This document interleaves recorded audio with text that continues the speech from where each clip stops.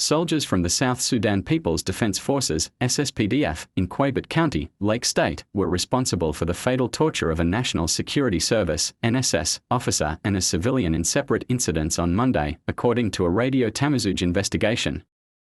The victims, identified as NSS officer Thoka Mangar Thoka and civilian Mabuk Maliwith, were allegedly beaten to death by soldiers under the command of SSPDF officer Dut Malik. Local sources said the two had been accused of theft and illegal arms possession.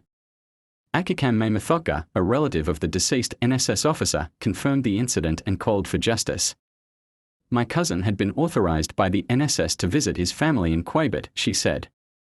"The situation is now calm, but there was heightened tension yesterday between the family and SSPDF soldiers in Abyekok Payan, where he was tortured to death." She urged authorities to investigate the killing and hold the perpetrators accountable. Daniel Jewel Nongek, a member of parliament representing Ceibet County, said Thoka had been carrying official travel documents when he was detained by SSPDF soldiers.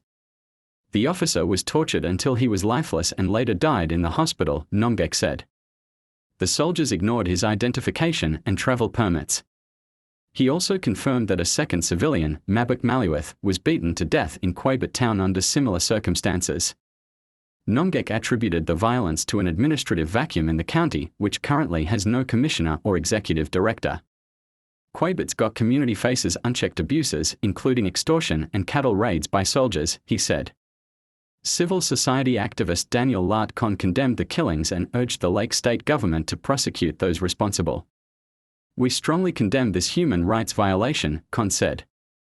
"The state must arrest these soldiers and restore governance in Ceibet by appointing a commissioner." Repeated attempts to reach Lake State's acting information minister, William Koji Kerjuk, for comment were unsuccessful. While South Sudanese law prohibits torture, custodial beatings, and harassment, security forces continue to commit such abuses with impunity.